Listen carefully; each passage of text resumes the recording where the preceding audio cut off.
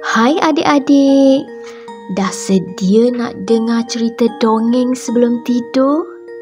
Dah sedia dengan bantal dan selimut? Jom dengar cerita sebelum tidur, Si Tudung Merah. Di sebuah perkampungan, tinggal seorang gadis yang bernama Si Tudung Merah. Dia digelar demikian kerana sering memakai tudung merah yang diberikan oleh ibunya. Seluruh penduduk kampung amat menyayanginya. Suatu hari, ibunya berkata, "Nenek kamu sakit. Bawa keju, kek dan madu ini untuk nenek kamu. Jangan bercakap dengan orang yang tidak dikenali," pesan ibunya. Si Tudung Merah ingin sampai dengan cepat ke rumah neneknya, lalu mengambil jalan pintas. Dia sangat gembira sepanjang perjalanannya dan menemui pelbagai jenis haiwan. Tiba-tiba, muncul seekor serigala di sebalik pokok. Namun, Si Tudung Merah tidak gentar. Malah, dia menyapanya. "Selamat pagi, Encik Serigala." "Kamu mau ke mana?" tanya serigala. "Saya ingin ke rumah nenek saya." "Apakah yang kamu bawa dalam raga itu?" "Keju, kek dan sebalang madu." "Jauh ke rumah nenek kamu." "Di hujung hutan sana," kata Si Tudung Merah sambil mengucapkan selamat jalan kepada serigala. Serigala segera berlari ke rumah nenek Si Tudung Merah. "Siapakah di luar sana?" tanya neneknya. "Saya Si Tudung Merah," jawab serigala sambil meniru suara Si Tudung Merah. Neneknya lalu membuka pintu. Sebaik sahaja melihat nenek, serigala terus menelannya. Kemudian dia memakai pakaian nenek Si Tudung Merah, lalu baring di atas katil. Apabila sampai, Si Tudung Merah terkejut melihat pintu rumah neneknya terbuka. "Nenek, saya sudah tiba." Dia pun menuju ke bilik neneknya. "Nenek, kenapa telinga nenek besar?" "Supaya mudah nenek mendengar suaramu." "Nenek, besarnya mata nenek." "Mudah nenek melihat kamu." "Besarnya gigi nenek." "Supaya mudah nenek makan kamu." Ngaum serigala lalu menelan Si Tudung Merah. Serigala lalu tertidur. Penebang kayu yang lalu di situ segera mengetahui apa yang berlaku. Dia lalu mengambil kapak dan membelah perut serigala. Keluarlah Si Tudung Merah bersama neneknya. Mereka pun terselamat. Cerita sebelum tidur, Snow White. Di sebuah kerajaan, tinggal seorang putri yang cantik bernama Snow White. Ibu tirinya yang merupakan seorang permaisuri sangat kejam. Dia mempunyai sebuah cermin ajaib. Suatu hari, cermin ajaibnya mengatakan bahawa Snow White merupakan gadis yang paling cantik. Permaisuri yang cemburu akan Snow White lantas mengarahkan seorang pemburu membunuh Snow White. Pemburu itu berasa kasihan melihat Snow White, lalu membebaskannya. Snow White melarikan diri ke dalam hutan, lalu terjumpa sebuah rumah kecil.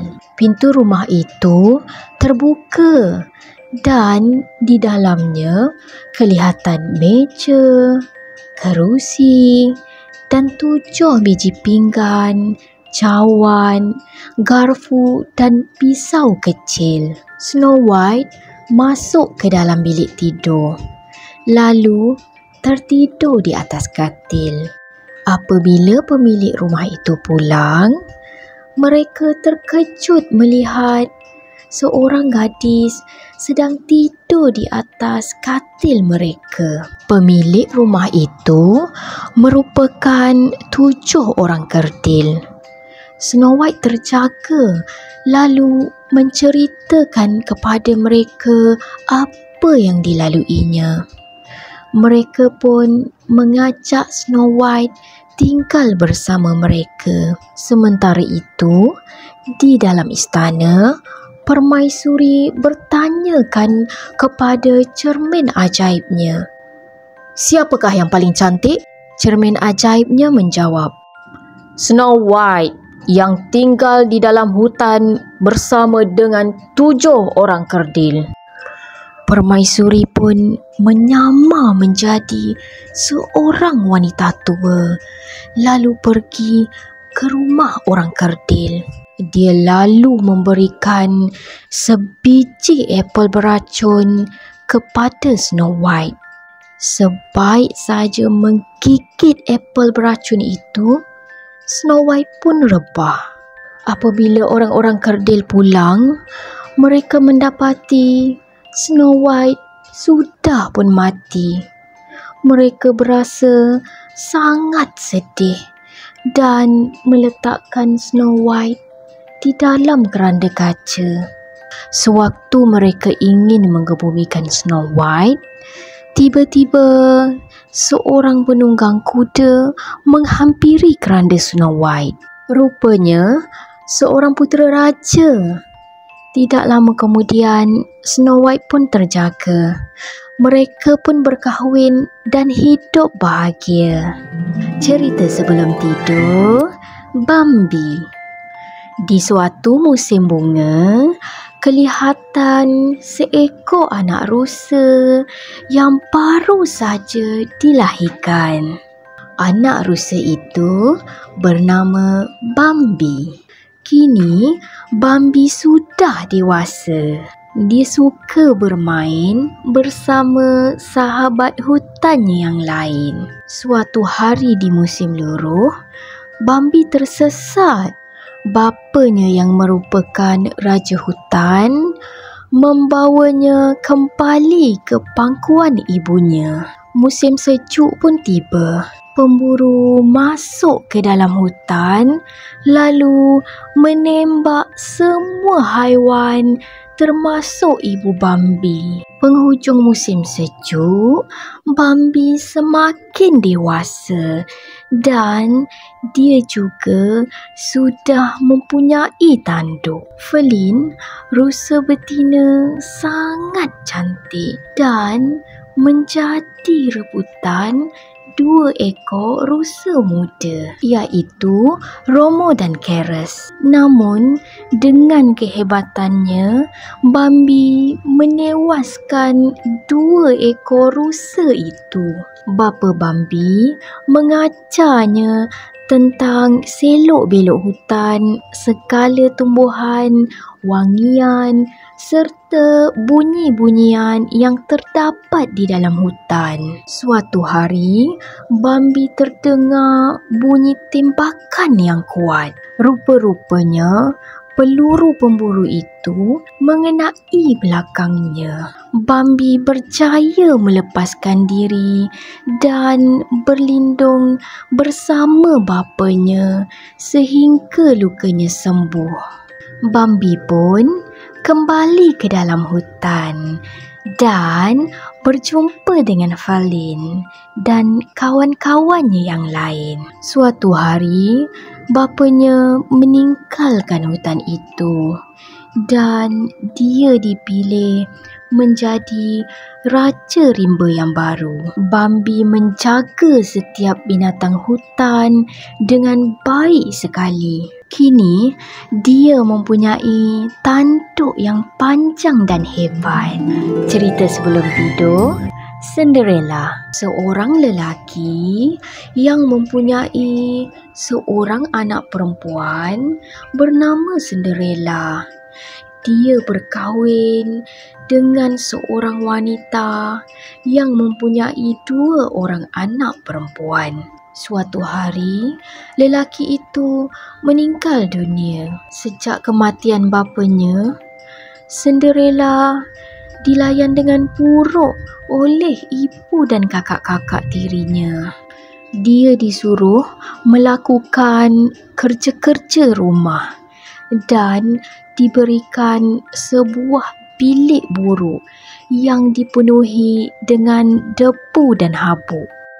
Suatu hari, sebuah majlis tari-menari diadakan di istana dan semua gadis dijemput hadir. Putera raja itu ingin mencari calon isteri.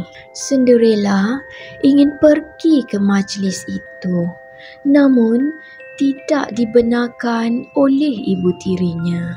Dia berasa sedih lalu menangis. Tiba-tiba, pari-pari muncul.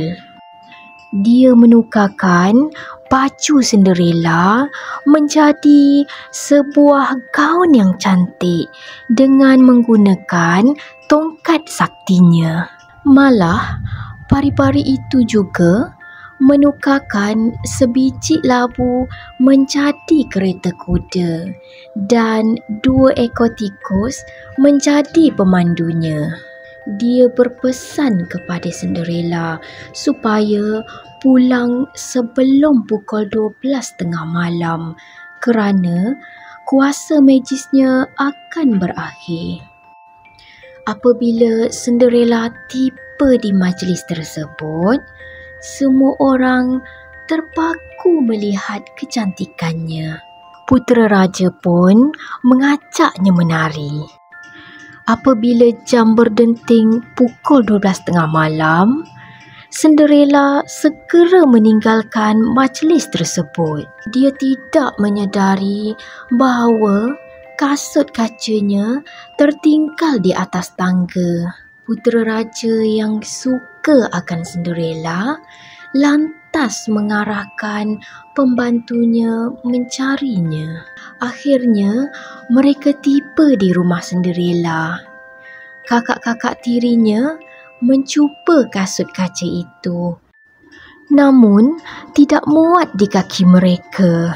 Apabila Cinderella mencubanya, kasut kaca itu muat di kakinya. Cinderella lah gadis yang dicarinya. Putera raja lalu melamarnya dan mereka pun berkahwin.